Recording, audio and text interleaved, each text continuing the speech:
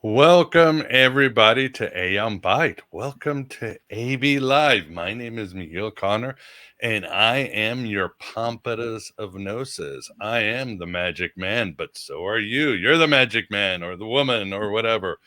And we have a very special show beyond our very special and cool guest because right now, if you are hearing this on YouTube, you are not hearing it live because Google put me in YouTube jail for a week for something somebody said on my channel summer of 2022. And therefore, I am looking for alternatives. You are listening live if you are on Facebook, but of course, you'll get a replay. So I am looking for alternatives until I get out of YouTube jail and maybe make it permanent. Just get out of YouTube. I am trying Rockfin tonight. Doesn't seem to be working. Looking at my screen from the corner of my eye. But I am also just started an account on Rumble today. So I will test that out next week. So we'll get there. But regardless of where you're subscribed, unless it's YouTube and I'm forever banned, whether you're listening on audio, Facebook, Rockfin will get the replay. You will get the replay of the show. We will not be silenced and the gnosis will go on. So a special show. And of course, it is special because it is great to have an individual whose work I really enjoy, who have had some very great mind-blowing conversations over the phone about the absurdity of life, the Archon world, and all that. And that is Ashley Laurel. Ashley, thank you very much for finally coming on the show.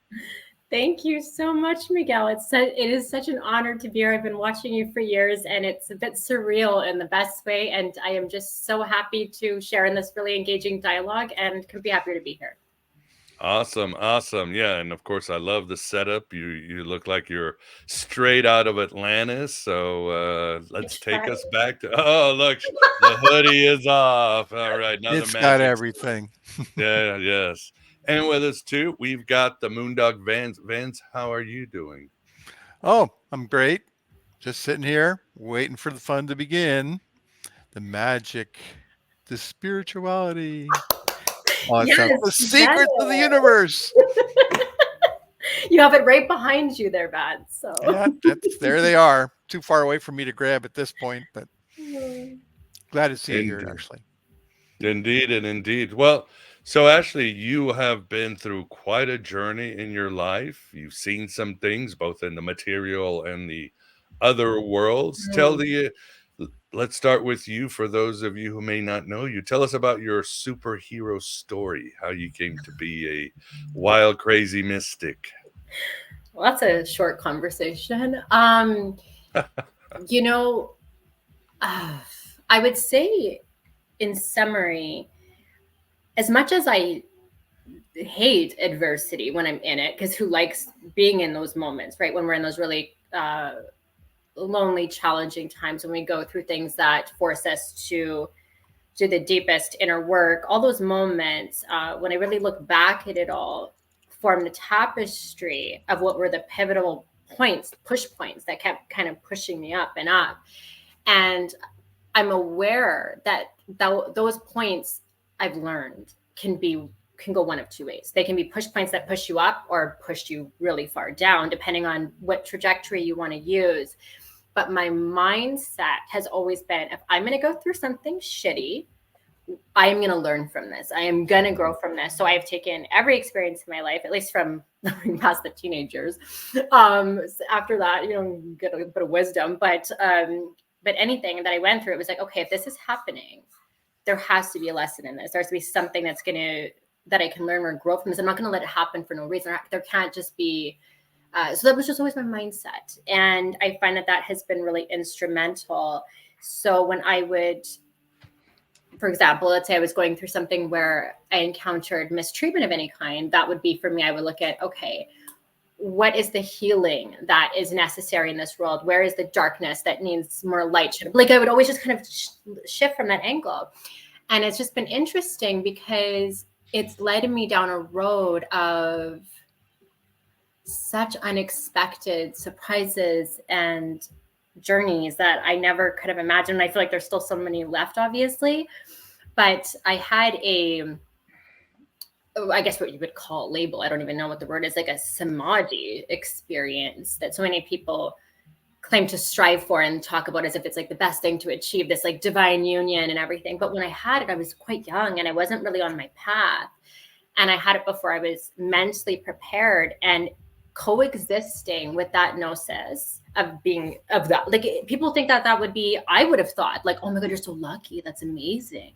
That was not my experience. When I had that experience, it was spontaneous, and I wasn't on psychedelics, anything, it just happened organically. And I was in just an early point in my journey, in my early 20s, and materialism, was at the clubs every night partying. Like I was just being like every 20-year-old. And then I had that immersion and union. And suddenly all my conversations felt empty. All my relationships felt empty. My job felt it was like this emptiness. Like I just wanted to go back to that feeling of that, which is beyond human words, but that euphoria that comes from that union, touching that, like being immersed in that. And I guess my whole path is not to just reunite with that, but to try to grab the hands of everyone else and like, come with me, like, we're going together, you know? So that's my journey, I guess.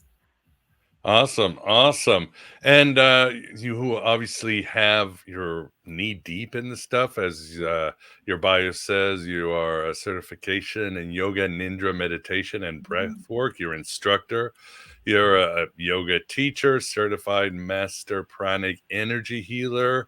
You've got you're knee deep in all these mystical stuff, and you call yourself a omniversal intelligent agent. What is that?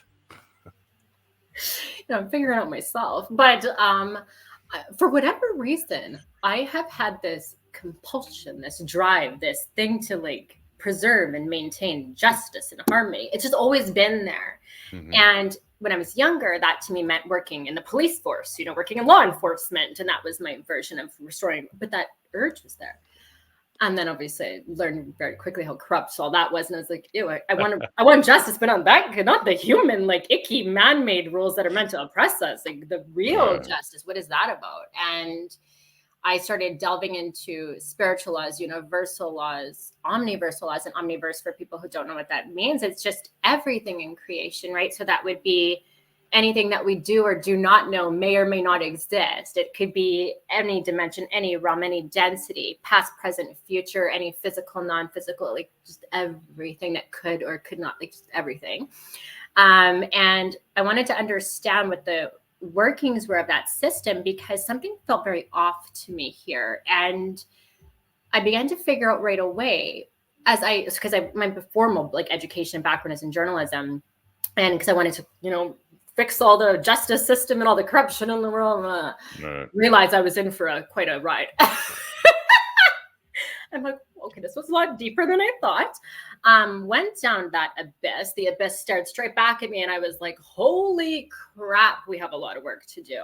But the biggest question that surfaced for me is, who's overseeing this process? Who is enforcing these laws, these like supposed laws that I've been preaching about, these universal laws, these spiritual laws, the law of free will that is clearly being violated here, has been for quite some time, but there's no enforcement, there's no consequences of this violation. And that became intriguing to me. I was like, well, why? Like, where are all these ascended masters? Where's all these beings that are supposed to be watching out for us? And I was angry for a while, and I still am confused about some of it. I don't know. What I mean, I should elaborate on that, because some people are probably like, what does she mean, violations of free will? Like, for example, right now, like, did you consent to the fact that when you walk outside your door, the air is not healthy for your body, right? It's not meant for your physical system. Did you consent to the fact that almost 99% of your DNA is shut off for reasons we don't really know, right? Did you consent to the fact that your pineal gland, all of our pineal glands, are probably more deactivated and calcified than they should, and many other things? I certainly did not consent to that. Yeah, we don't have wings, right? Who consented to that? Like, we couldn't fly around. And that's like, to elaborate on that, I've cried in despair to beings I can't see that I'm hoping can hear me, and I'm like, feel like I'm being violated. My free will is being violated. I feel like I don't have any, because I don't even know who I would be with my wings, right? With all of our wings, if minus take out all the toxins, all the poisons, all the brainwashing, the sound harmonic stuff. Like there's so much stuff that is meant to manipulate our frequency. And who would we be without all of that? Is all I want is a fair playing field, right? Where it's like, okay, what would a true free will experience be like? Where it's like, because right now we don't have that. We really don't. We have an aspect of that, but we get to an edge where we start to really explore that divine potential in us, and we are met with barrier after barrier. So I think that's what I'm starting to embark on. So, sorry to Miguel, like the long answer to your question is, I've realized that while I've heard that there are forces out there that supposedly oversee our universal laws and all these things, I'm like, where are the results? Like, what's happening? Like, who's doing what here?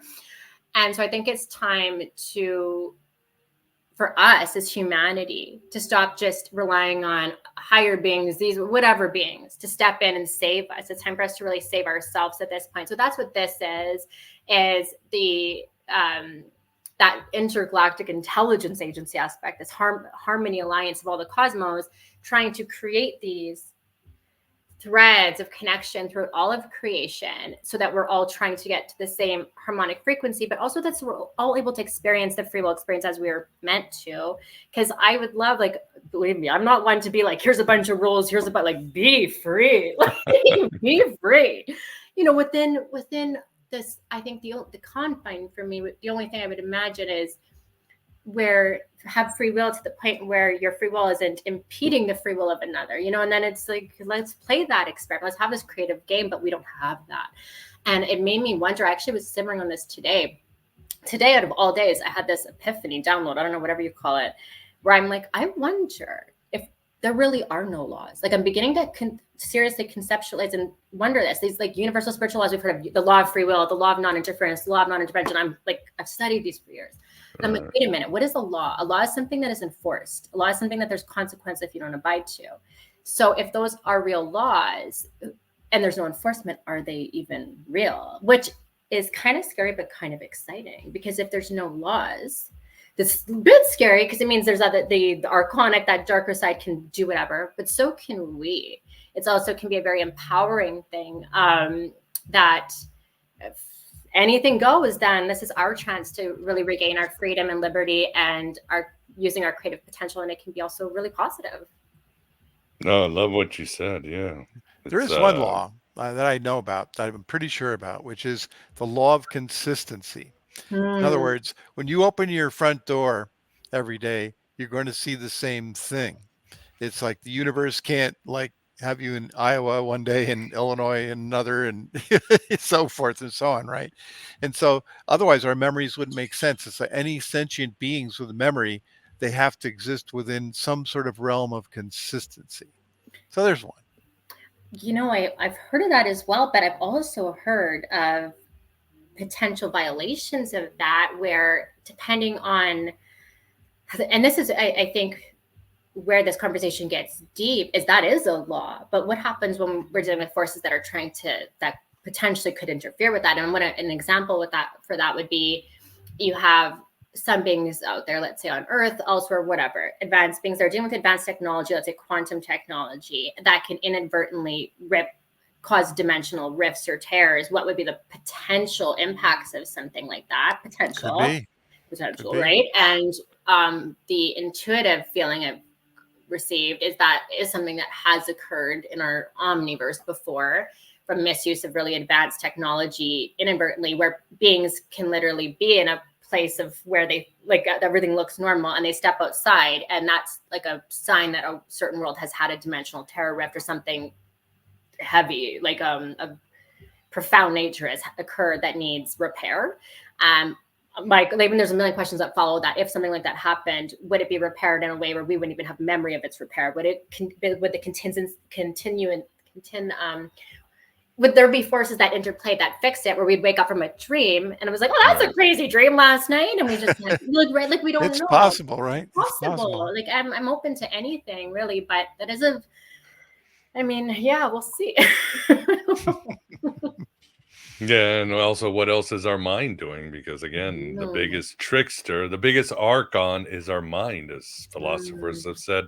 The prime directive of our mind is to keep us away from reality, right? I mean, our mind is created for evolution, shelter, food, sex, and maybe a little, pastime. So we block out the mystical reality that is not consistent. So it is a projection. But Ashley, so who is screwing with our reality? Who do if we want to talk to the manager of the universe, be it Karen, who are the bad guys in your as far as you can tell us? How I've seen it in my mind's eye, and I don't have a solid answer as a name or anything like that, but what I've experienced and felt and seen in my mind's eye is I saw a rift between what looked like universes, I'm guessing. I don't know exactly, but essentially a force that was whatever the inverse would be of like our divine spark, our divine nature. So like whatever that is, that gives us our animation, our life force, that light that's in everything, a tree, like that's in everything, our ether, all that stuff. Imagine a universe out there that is the exact inverse of that, whatever that would be, like our upside down or whatever that is. Some kind of, because they're polar opposites, they're being a form of a traction of sorts, also because of that nature and that other force pushing up against, because it's like a food, like imagine a shark in water that can smell blood. So it's like it's that sensation of light, that sensation of its food source, and a break, like a tear happening in that. And some of that energy seeping through our universe, our realm, or our dimension, I'm not sure, but I see it as like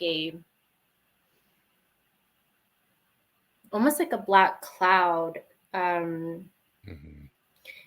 expands and enlarges with certain emotions and vibrations. So it, every time like a huge expulsion of fear or terror is released, or really low emotions, it feeds in the sense of it expands, it grows bigger. And the nature of that and how that's all ran and operates, I'm not sure, but I do fully sense in my being that there are a lot of people in positions of power that are trying to work in alignment with that energy and trying to give it its food source. And we're up against an interesting opponent. Yeah, and that's where I don't know if these are uncharted waters. I wonder that sometimes, if something this specific has ever occurred in other realms or past, or if you, I don't know, but that's my strong intuitive feeling, is that there is something that is unnatural to our specific realm. Because I want to be very clear that I'm not this all light and love. Like, yes, of course, like who doesn't love love and light? Like I love love and light, all those things. But I understand balance. I understand the requirement of discord, and like I understand the interplay of all those energies, and I think it's important. But there's something else that seems foreign and parasitic in its frequency. It doesn't seem to be in tune with the same song or frequency or dance of our specific universe. Like it doesn't match. It's like it's not, just feels foreign. So I don't know what that means exactly, but I feel like there was something that came through, and we are kind of just seeing the ramifications of that. That's my feeling about that. Yeah, it makes sense. I mean, because I'm thinking, well, in my head, I'm thinking of Grant Morrison's Nameless, two forces. There was a pinprick and two forces had to go at it. Or Philip K. Dick's Universe A, Universe B, or even Token. You've got the singing of the gods, and one of them goes to the darkness and stirs something, and this darkness comes up in Melkor. So that would make sense. Even in Gnosticism, you got the Aeons and the Archons, right? The perfect thing, and then all of a sudden, a little corruption enters in, right? And then there's something that comes to save you. That's what I always thought, that there should be something. If we have to forego all these nasty forces that from wherever they came, there Mhm. should be some good forces to help us, right? So 100%.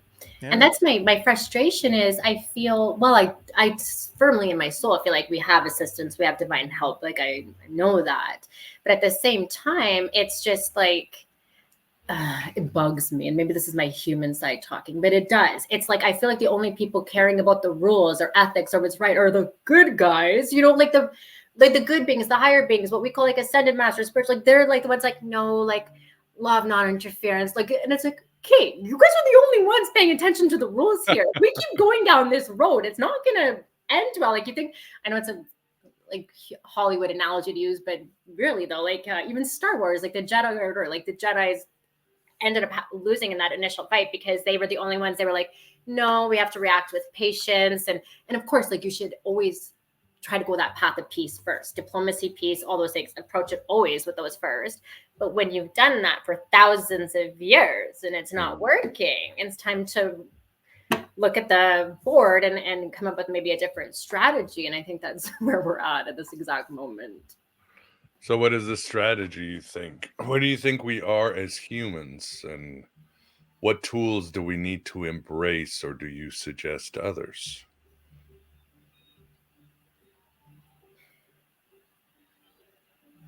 I think our disconnection to nature is a huge component of what's creating this disharmony within ourselves, and our ability to connect to and tune into higher energies, because there is so much beautiful, like that divine stuff. I don't want to get too dark, like that's there, it's real and it exists.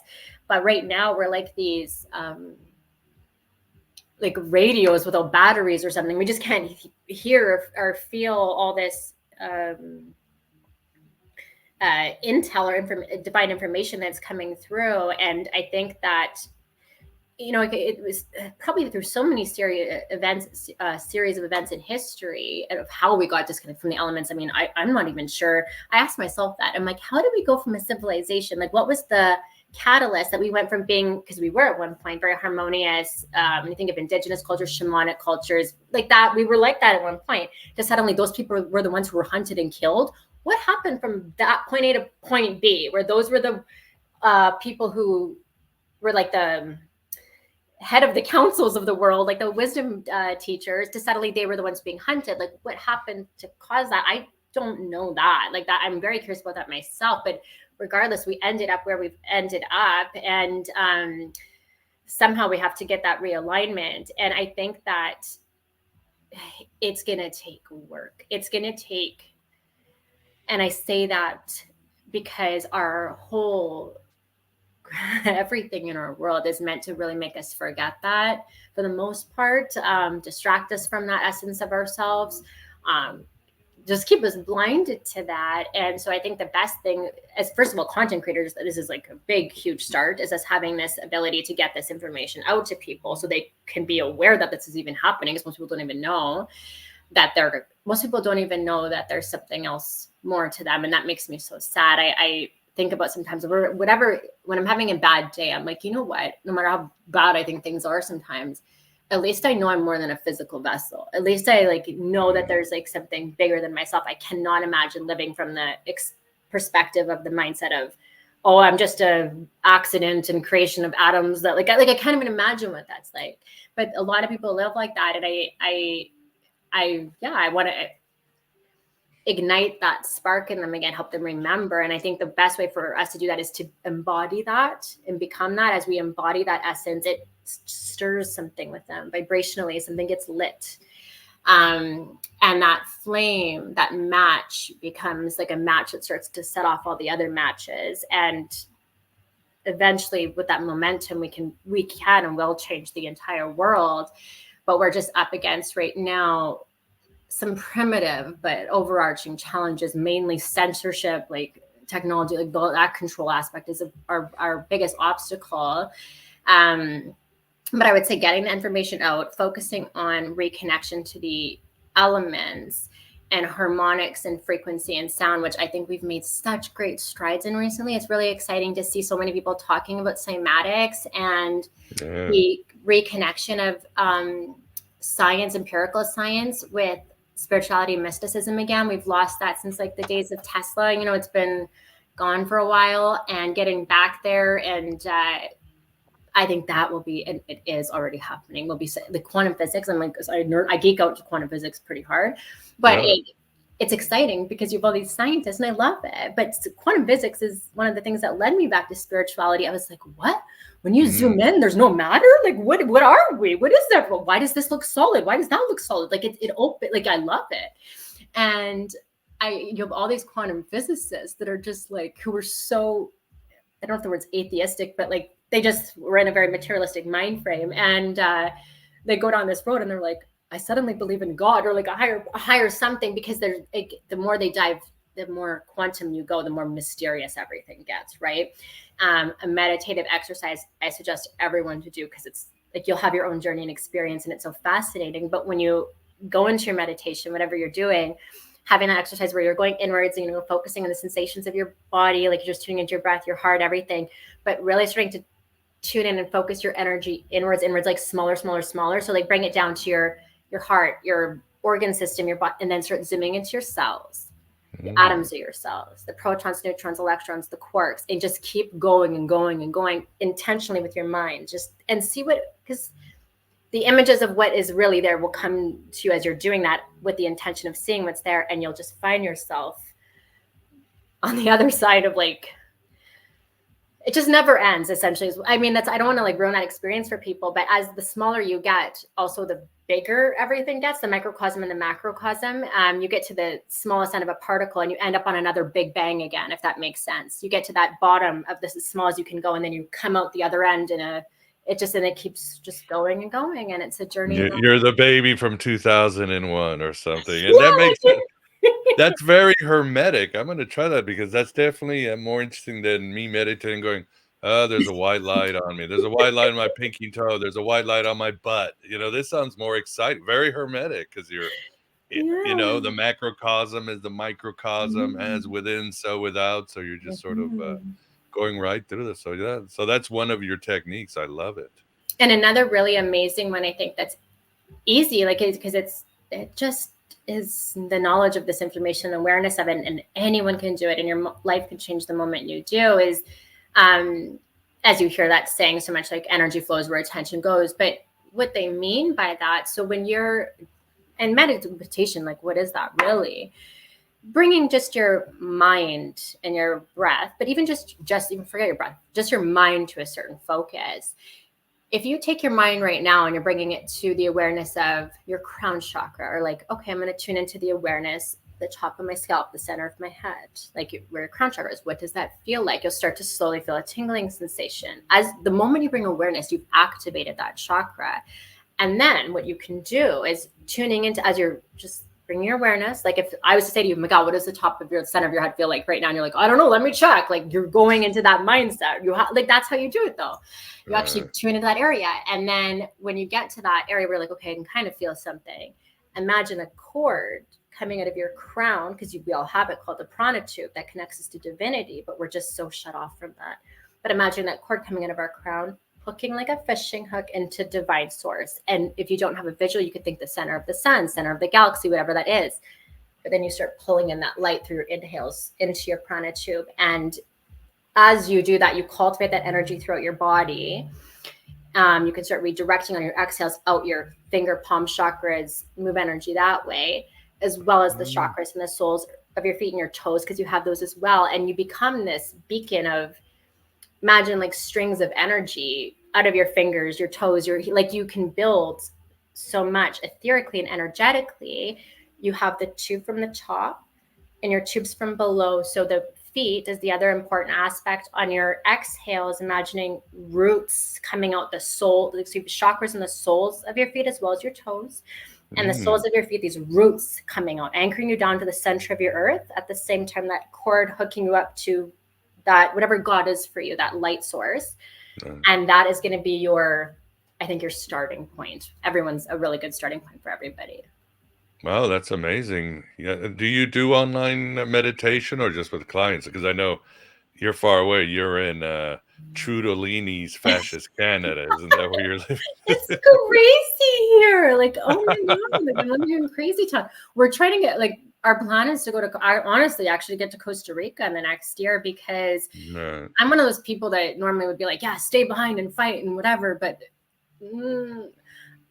I want to be, I can't be of service if I have no internet access, like if it's complete censorship and They like freeze your bank accounts. That was insane. But you know what though? I, in a weird way, loved the way that got, because it pulled off the mask of Trudeau and what was really behind it. Like, even myself, as much as I already had a cynical perspective of government, and obviously when that Freedom Convoy and the Trucker Convoy happened, I remember thinking to myself, like, I was so excited to see what Trudeau's first appearance was going to be after that, like his first like public, like what he was going to say about the truckers. And me being my naive self, thinking that people have decency in them still in politics, I don't know. I thought that he'd be like forced to be like, I apologize. I realize that Canadians, because I'm like, how could he pretend to not, like, of course he's going to have to admit that the majority of Canadians feel that way, because we do, like, that's been publicized now. And then I stopped. Like, I felt like I was in crazy land. Like, him go on public appearance and be like, this is a small, like, but saying what he said, the small fringe, crazy community. And I'm like, whoa, this is that. Yeah, that's crazy. But this is fascinating because they're forced now. Like, what we really have on our side in this war, among many things, we have so many things going for us, is that everyone's been forced to show their hand. Everyone's been forced to show their cards. COVID, that time of the that time of the time of our lives, that timeline thing that happened. The universe was menstruating and was in a very bad mood. Very interesting way. But it was, what I was paying attention to during that time, among many things, was the alliances and who was saying what and doing what in the political scene. What governments were supporting what agendas, which ones weren't, which ones were pro the thing, which ones were anti the thing, you know, like, and just paying attention. And I was like, this is so fascinating. This would have taken me decades of intel research to get the kind of intel I got just observing that whole political chess game play out, because we do know now, like, who is for what, who is against what in terms of policy, in terms of freedom, liberty, censorship. Like, we have a very good concept, and we have just as much, it is just as enlightening the people who did not speak up. Just because they didn't promote or force things that were violating our free will does not save them from this. If they didn't, like I'm just saying politicians right now, there's a bunch of them who might not have vocally pushed certain things or done whatever, but they also never tried to stop it. They also never tried to help us or prevent, like, they're all the same, you know? And for me, and it was enlightening, because I still clung on to my little tiny bit of optimism. I was like, there has to be, you know, good people in politics. And I don't know, like, I was hopeful. And I think there might be somewhere in there, maybe. One or two somewhere there. One or two. You just never hear about them, that's all. Or they don't make it in, or they're filtered out. 100%. Yeah. Not given the power. Yeah. It's a space that you almost have to, it's so infiltrated right now that it's, as well as we've seen, you don't, like you were saying, you don't get in unless you're part of that agenda. And because and I think their ability to have such control over who makes it in is really the control of the media, unfortunately, which they've established. That is one thing that they have at the moment that I think we're in the process of taking back, and I'm excited about what that will look like, especially if we get a new internet that is free, like a Tesla version. Like, I don't want to promote, so like, I don't know what Tesla's intentions are, whatever, but like, if we have a version of internet that's freedom of speech, free of censorship, something outside of our current internet, that would be an interesting play where we could actually communicate openly and everything. Because right now they have way too much, I'm talking about the overarching system, and not even just the globalist deep state thing. I'm talking even higher than that, like whatever the non-physical thing that they're all kind of, whatever that is. The media, I think, is really their strong arm in this game right now, because they can decide who gets media attention, who gets the interviews on TV. If someone runs in politics, we don't like that person, they're not getting on, they don't get on TV, they get interviews, right? Exactly. So that's very problematic. And I think that's probably going to be one of our biggest challenges right now is getting control of the media back. Well said, indeed. I would agree. Vince, do you have a question for Ashley? Yeah, I'm gonna put forth a possibility, let's say, that might explain some of this. Let's say you are the one creator, right? The everything and all. Supposing you decided to create a game for yourself. So you set up a whole bunch of rules and a whole bunch of quote unquote laws, right? Mm-hmm. And you decided that you were going to immerse yourself in this game and forget that you were the one creator, and you're going to split yourself in a whole bunch of little players, all right, and you take turns being one player and the other and see what happened, to just let the thing go. Do you think that's a feasible possibility? I'm laughing because I've had literally a download. By downloading, because just I don't know, who knows what means. For me, that means information that comes from a source that I don't understand. But 1 second I don't know something, and the next second there's information in my head about the nature of time and space or something, and I'm like, where did that come from? Or what? Just something that's beyond. I didn't read it in a book; it just plopped in there, you know. Anyways, I had a download, we'll call it, about that exact thing and how it was shown to me, the nature of time. You're like come beyond more on point, at least how I was perceived it. We all have our I feel like whatever you just said, clearly you had the same experience. And Yeah, like information, right? Obviously came from somewhere. We're all just articulating it with our lenses, and it comes out a bit differently through each one of our vessels. But how I mean, I'd love to hear your experience of it. But mine, it was shown to me as a CD. And imagine pressing play on certain parts of the movie, rewind, pause, play, fast forward, and it's the present, past, future, and that DVD is all there, right?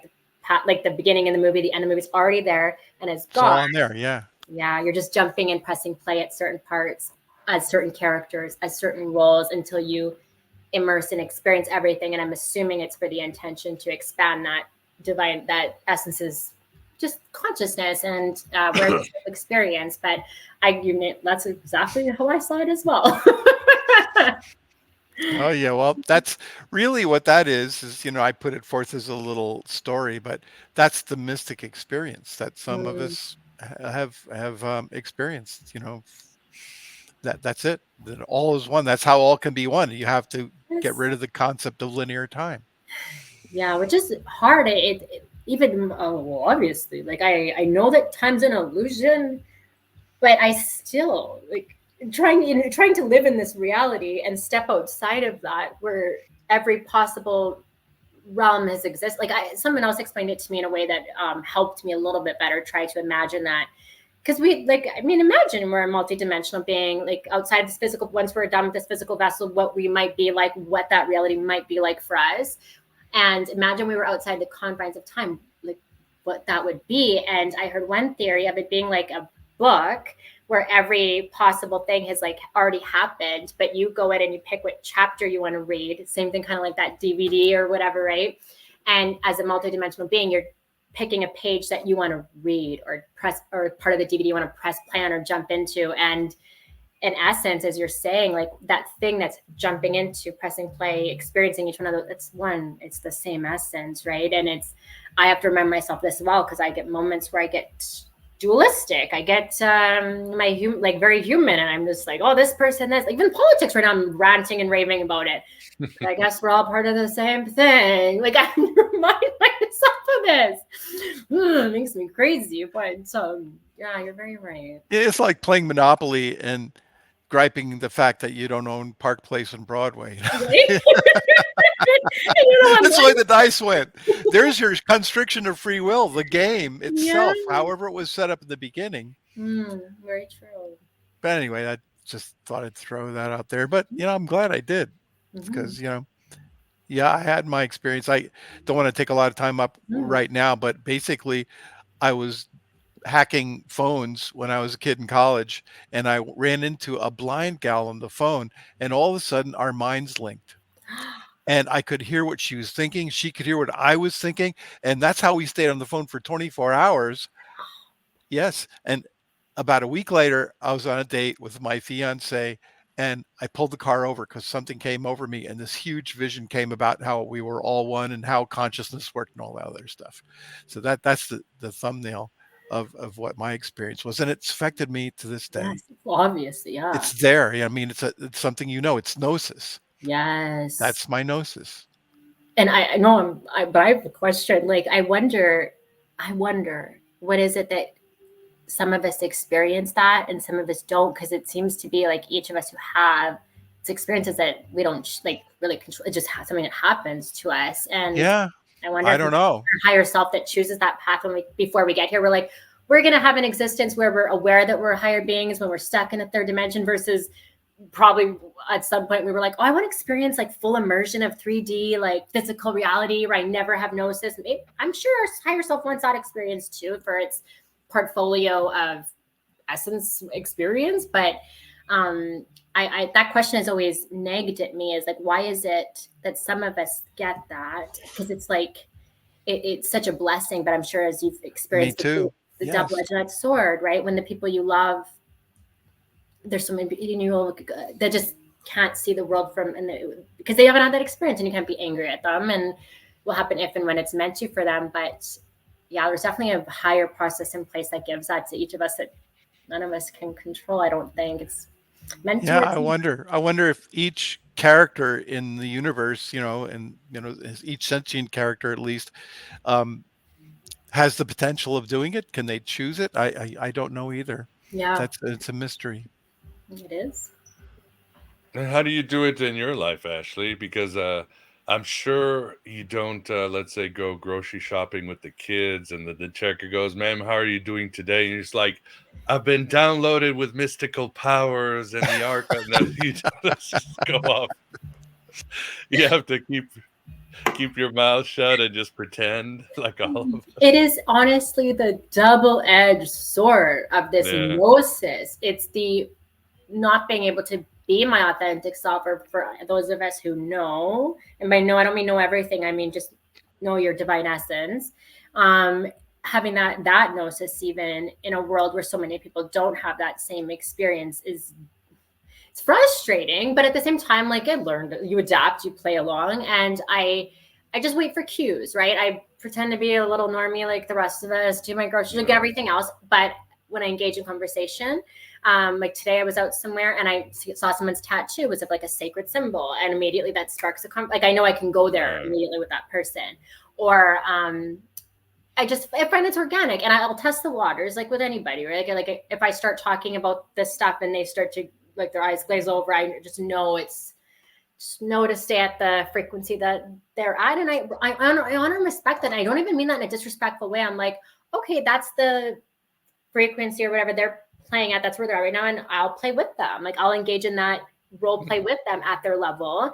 But then when I meet someone like your guys' selves, that's my favorite, when I'm like, I get to come out and play. Like, I get to actually be myself. I get to like ask the things or say the things that I would say without a filter. And it's not often. I'm lucky if I meet one person a year in the real world. Lucky if I meet them again in person that is of that nature. I meet a lot of great people, lovely people, but just if I talked about this stuff like Archons, and like they would just be like, think of multi-dimensions, like Omniversal Police Force, they'd be like, what is she smoking? Like, yeah, can we switch seats to somebody?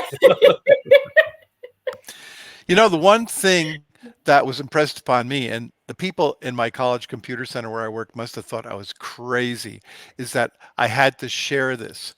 And the message was, share it. If they saw it and recognized it, was great. If not, move on. Don't press it. Don't try to proselytize or push, whatever. And I have to say, for most of my life, I have not done a good job in sharing it. And one of the reasons is I'm on Eon Byte with Miguel here is to try to do that, but we do what we can, and you're doing that.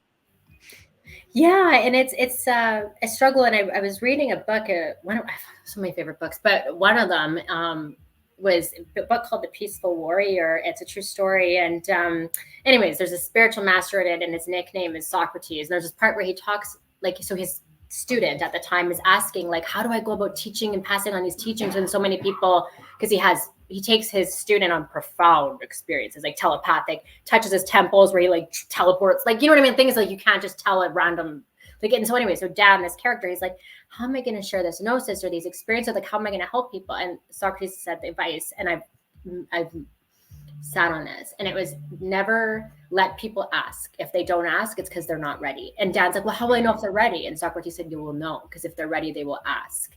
And I have learned this, but that anytime I have tried to force my stuff, which I've done a million zillion times because I want to help people, right? I'm like, you need to know the truth about everything. But when I've done that, like, I'm panicked. I'm like, oh, the Archons, whatever. But when I've done that, it is nothing good has ever come from that.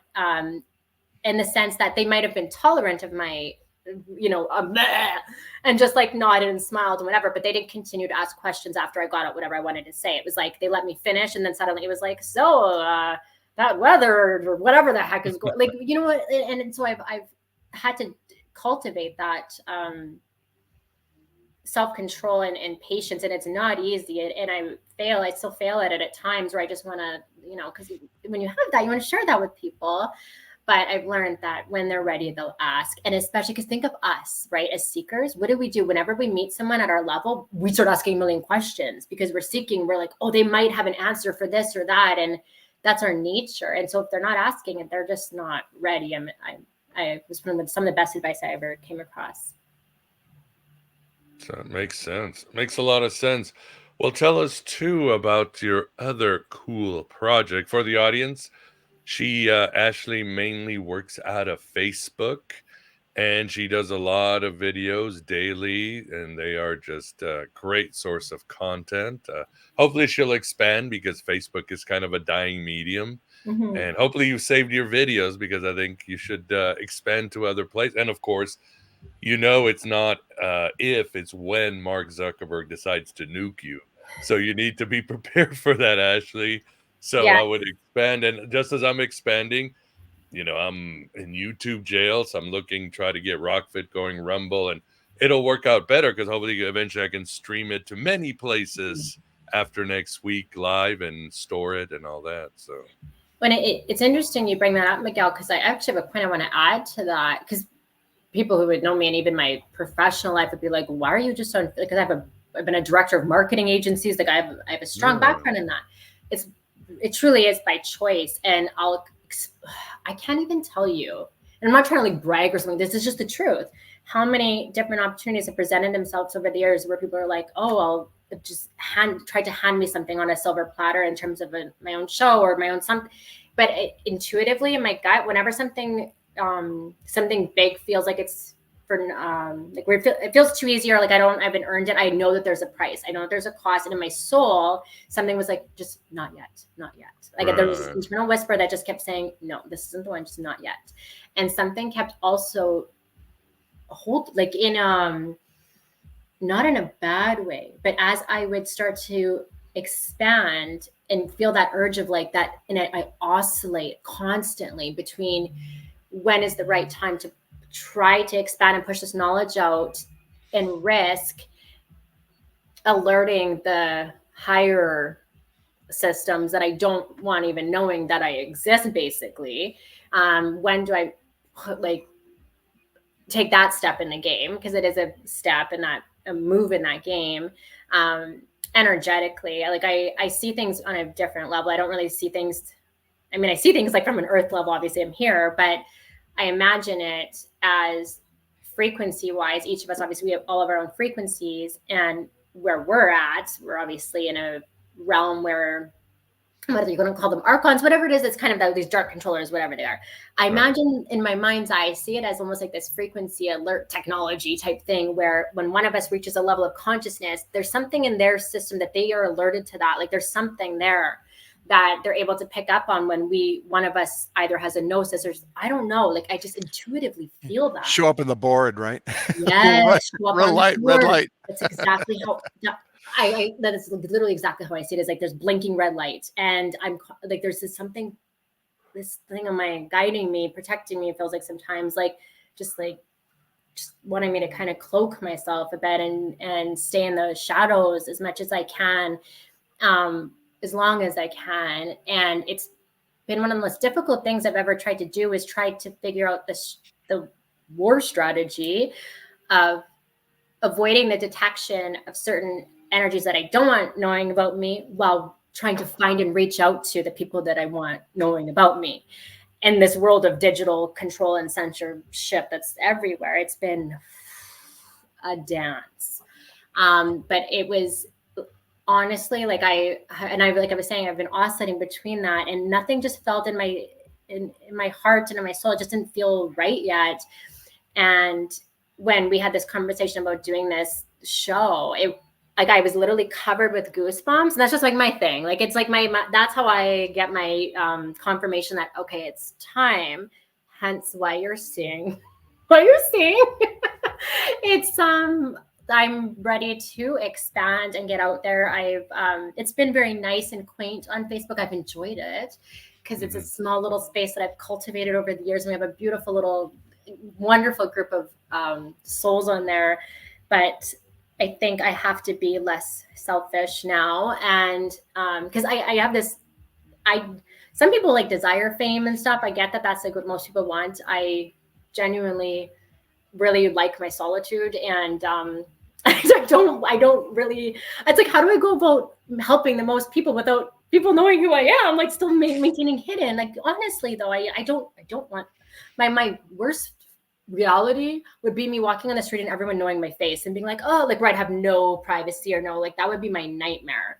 So I'm trying. Well, can't you be like your prime minister and wear blackface? I know, right? Well, nowadays the masks that they have, these Hollywood masks, like, I don't know if these people are real. Like, I'm sure you've seen those videos where they take off these silicone masks of different celebrities. Oh yeah. They look completely real, like they're that human, and then it's a silicone mask. I'm like, do we really know who's underneath what? I don't, but yeah, you're right. I could get one of those masks. Good call, Miguel. Who do I want to dress as? Yeah. Well, tell us what. Oh, go ahead, Vince. Yeah. Fame is also what leads into the creation of cults, because as soon as you become famous, you get a bunch of followers who aren't looking in themselves; they're looking up to the guru and the famous guru, and hey, all of us, have that. I mean, I'm impressed when I meet a celebrity, I have a list of them in my phone somewhere of all the celebrities I've met or talked to. So it's a temptation. It's the so that I think that's another thing. I too shy away from being too well known. I'm not liking that idea.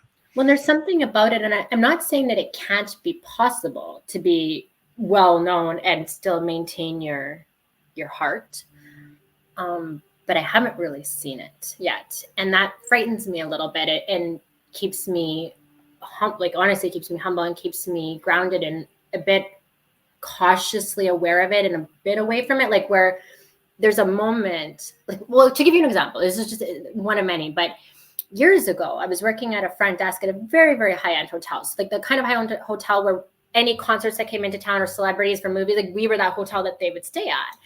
And so I met a lot of celebrities, like, working at just the front desk of a hotel. And I've never come across beings that were so, I don't know, like, just miserable, like, just, I couldn't even imagine, like, what their internal dialogue must have been like, but just angry at the world. It felt like, I don't know, they were just not happy.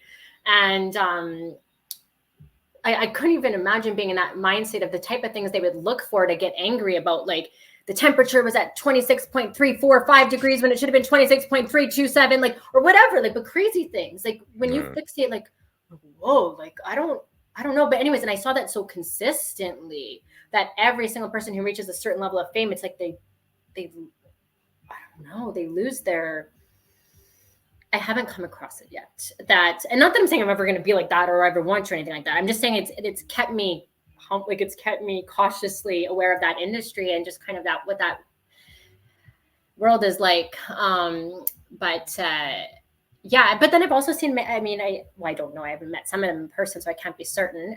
But there's people I follow, obviously, online who seem like amazing motivational speakers and wonderful people who've reached a high levels of success, who I'm hoping, or who they seem to be online, like, or on TV off camera, like I'm hoping they are. That would be lovely. But yeah, it's just I have a cautionary sense of it, and I think that's a good thing.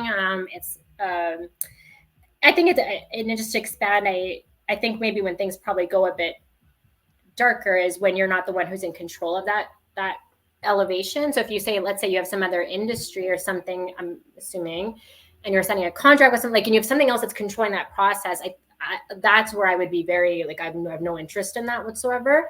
Where for me, it has to be just very organic, very no censorship, no anything. Because the moment, and I don't know, like the moment there's any control over my expression, that funnel, that ability to download and whatever that is, it just turns immediately off. The moment there's like a restriction placed on, like, I even have a difficult time sometimes if I don't do live videos, if anything feels scripted, or like I just lose my connection.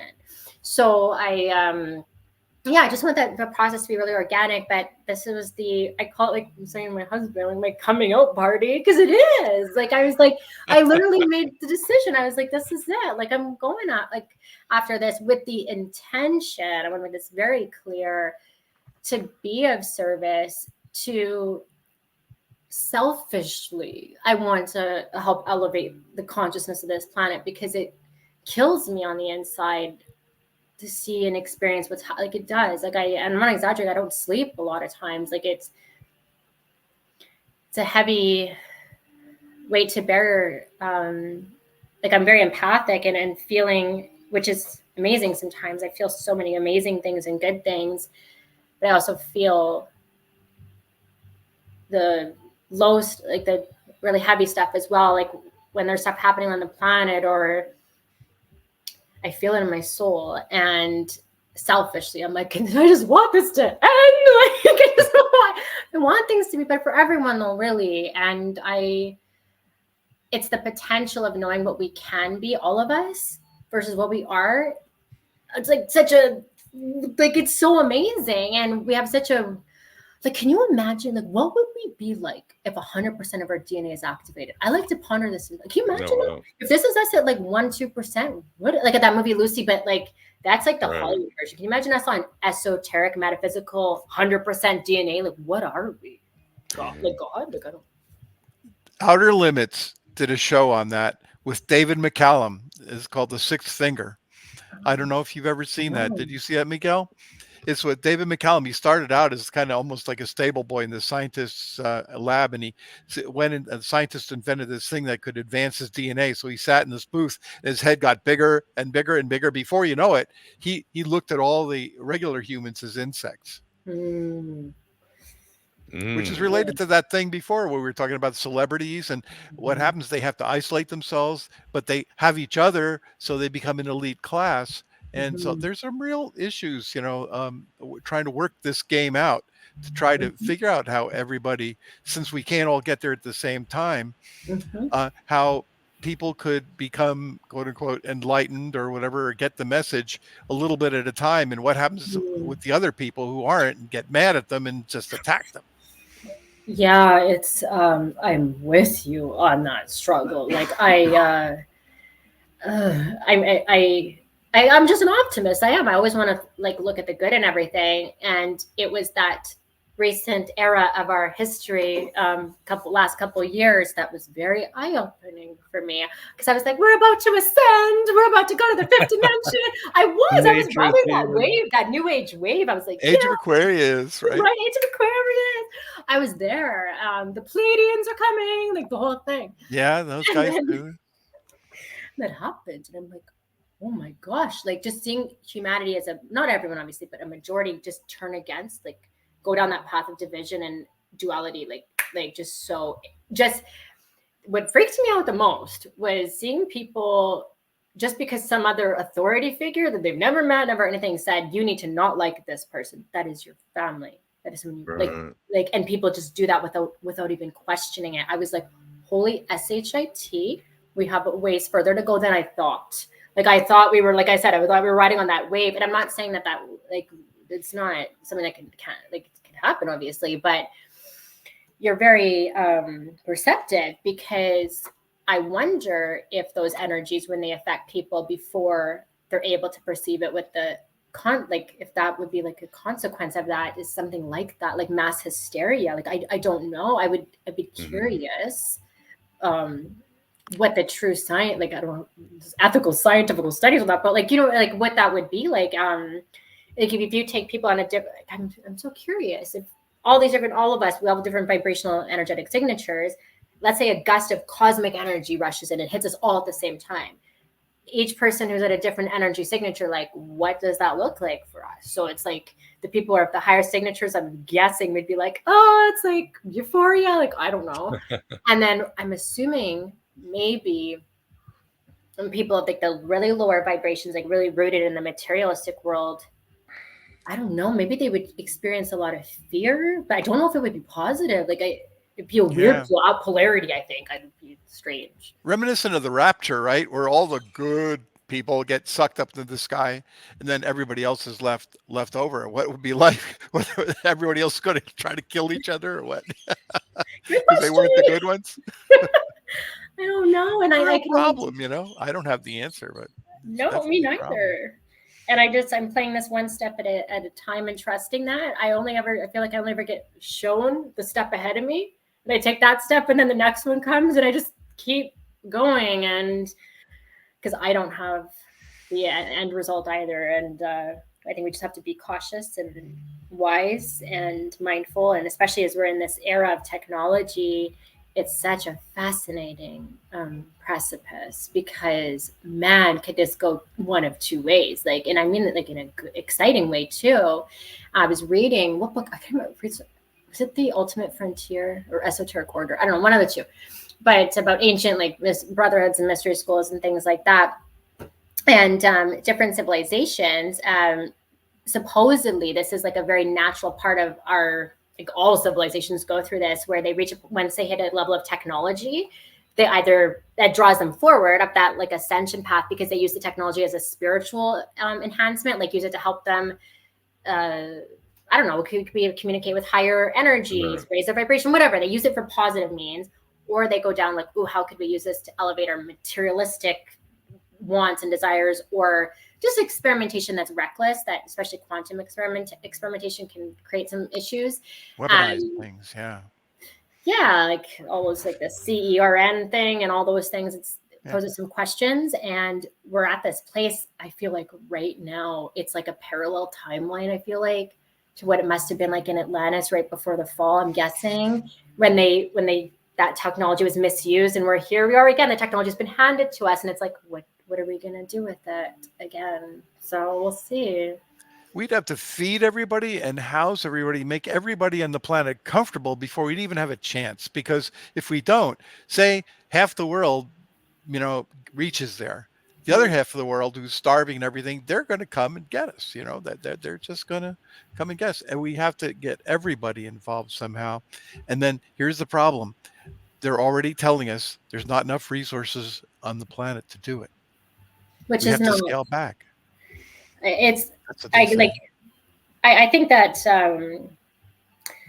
if we removed that overarching icky power structure that's really controlling all this, like just everything, I think as humanity, as a collective, if we work together, could create infinite beauty and magic here in terms of that collectivism. But you're right. My idealistic side is talking, right? Like we're not there yet, obviously, and that the last few years shown me that. It was a very big wake-up call for me, because I wonder that myself. It's like I used to be, like, I'm not exaggerating, like 10 years ago I was that person that was like open borders, like everyone should be, like I was just like that full-on bleeding heart.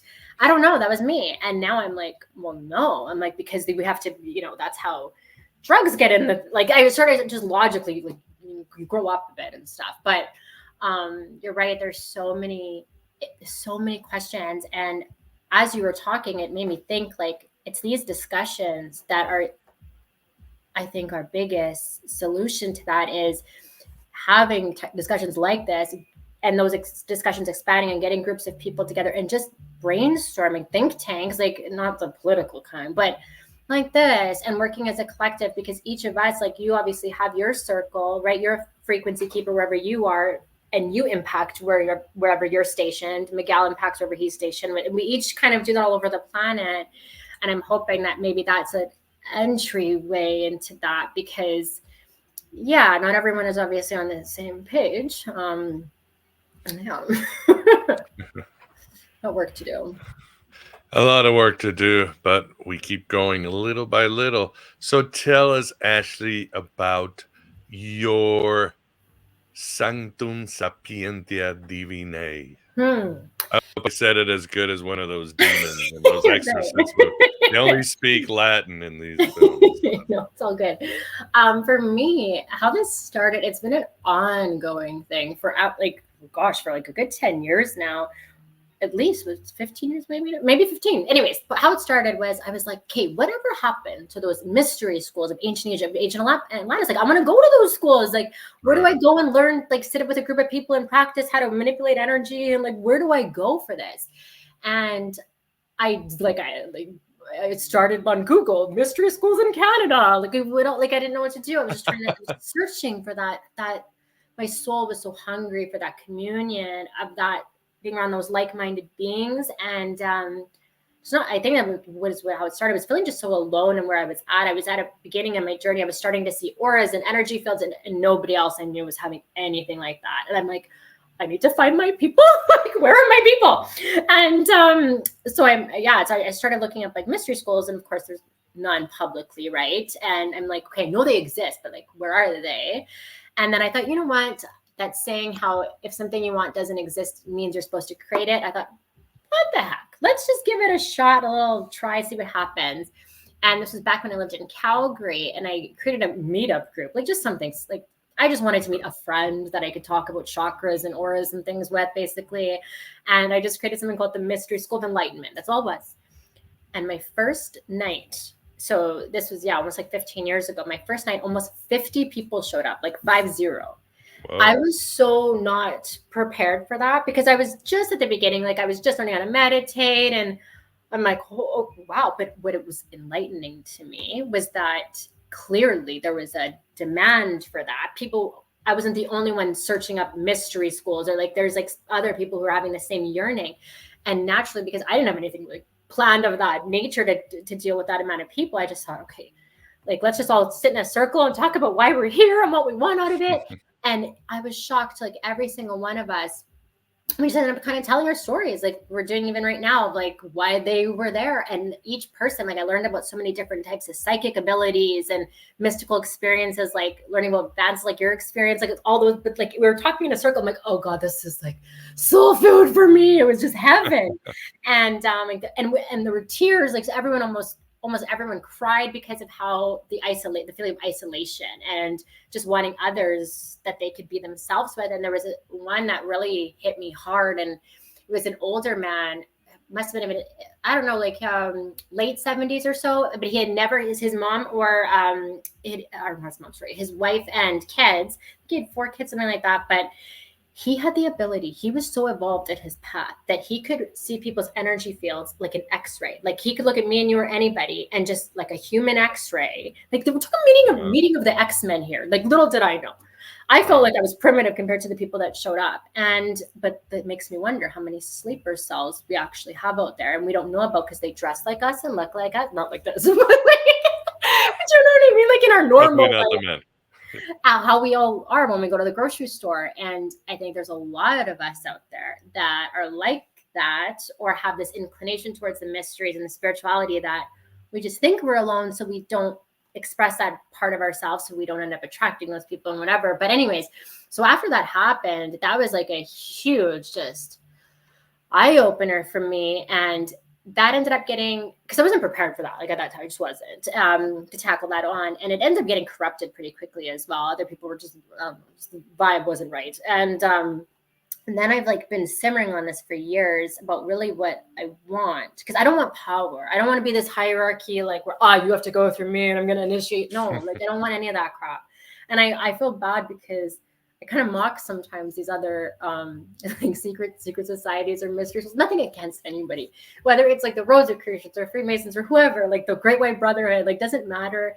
my mindset has been, and I equally mock them with love, is that like I do, like we're at a well, I understand why certain information had to be kept reserved and hidden. Like I fully obviously understand that, why that was for so long. I think that we're at a place now where the same reasons that we had to keep a lot of that information hidden because we would get burned at the stake and all, like those reasons aren't really there anymore, that portion of it.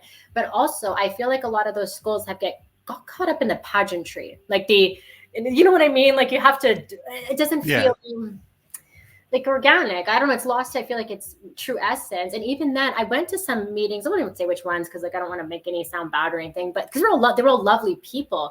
But when I went, I felt like I was just at like church or something. Like it was someone talking about things, which was still good. Like I learned things, but I wanted practicum. I wanted to play. Like I wanted to take. Okay, I love that. I just had this amazing lesson from that person. That was really good information. Now, can we practice it? Can we practice like feeling each other's energy? Can we practice seeing each other's auras? Can we please, how are we going to refine these skills together?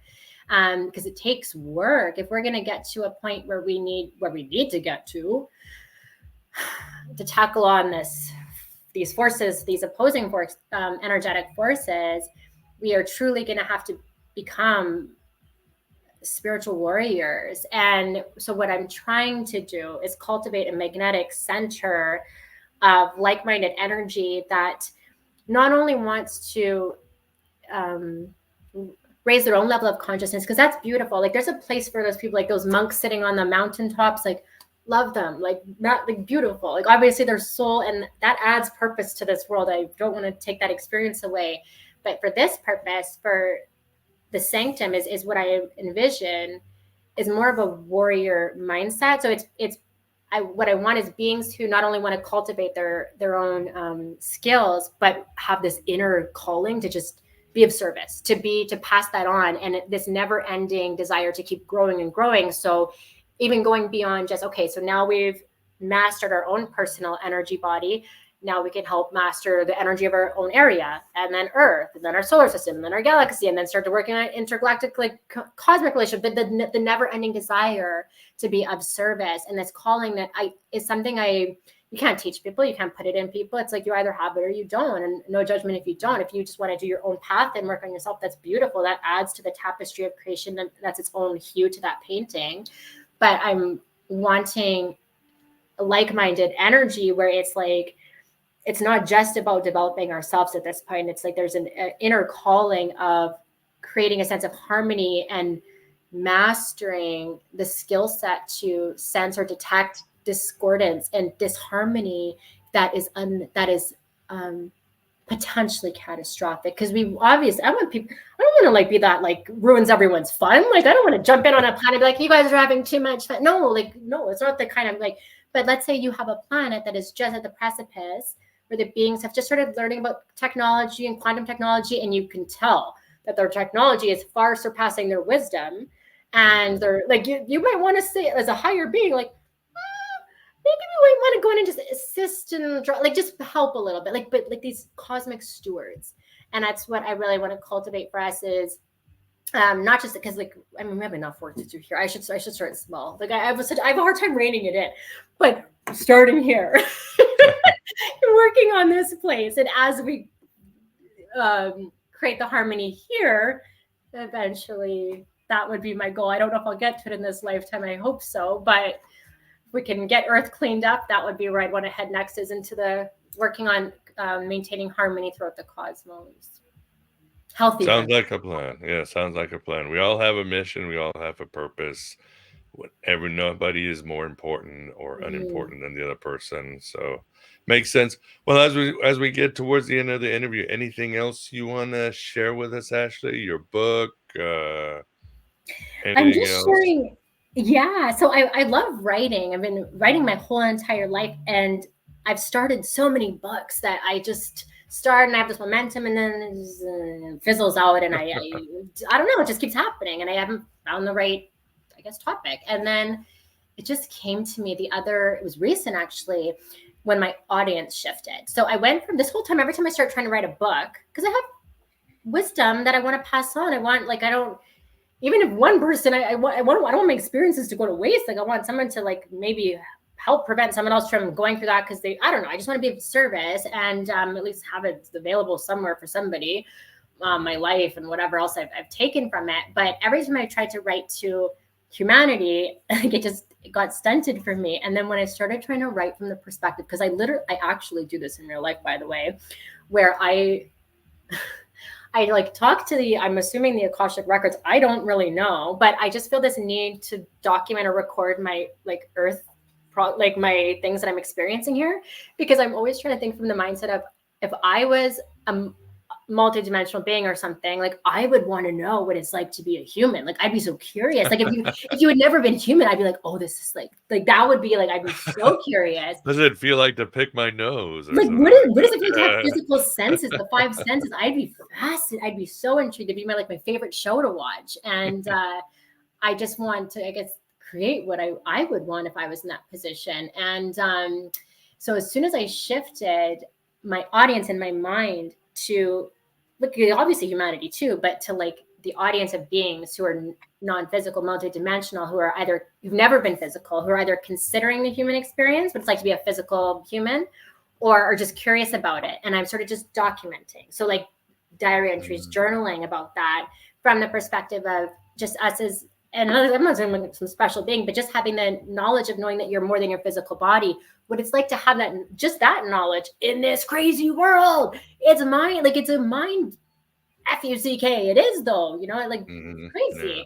And each of us could have a best-selling book if we wrote from that, like in the sense of it, I would read each human being's book of what it's been like on this crazy journey. And that's what I wanted to, so that's what I'm working on, and sharing through that is what it's been like to know that I have a multidimensional divine essence in me, as we all do.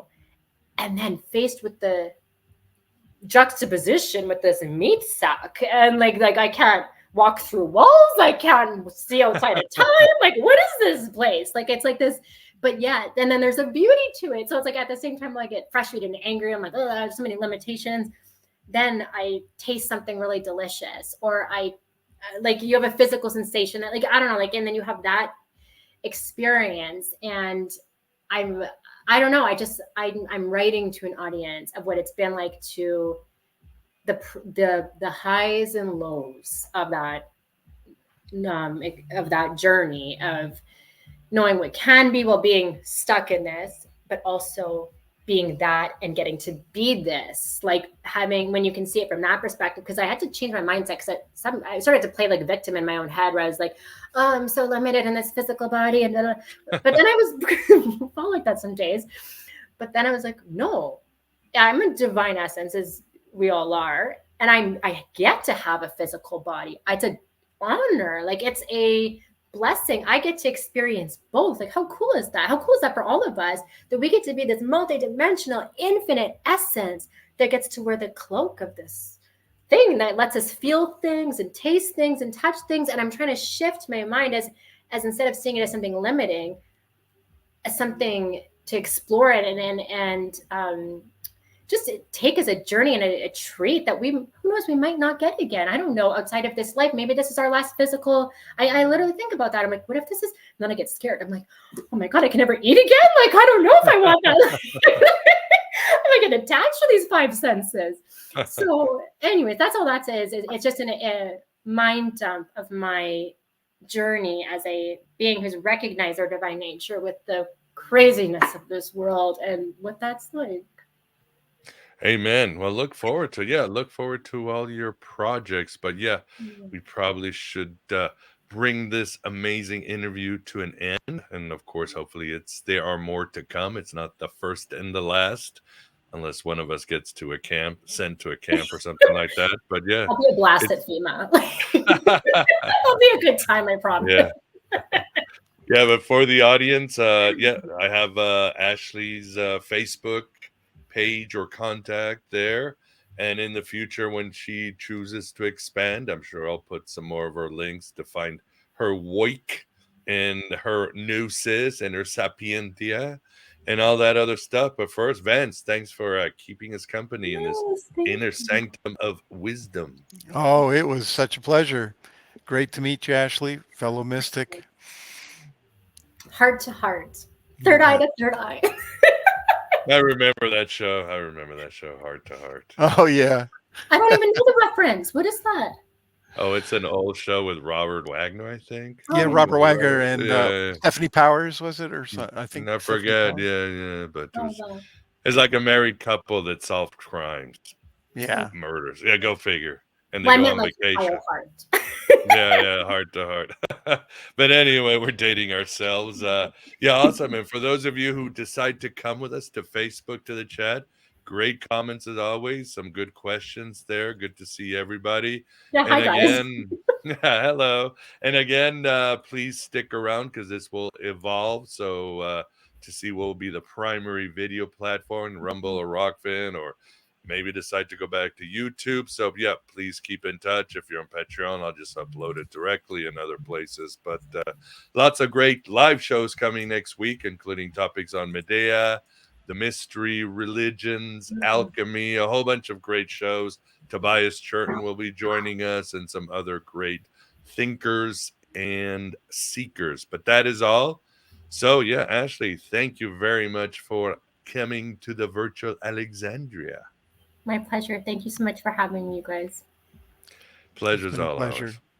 All right, everybody. Good night and have a rest delightful Saturn day and Sunday, and enjoy the rest of your week, and happy holidays if you do celebrate it. Take care, everybody. Bye Bye. bye.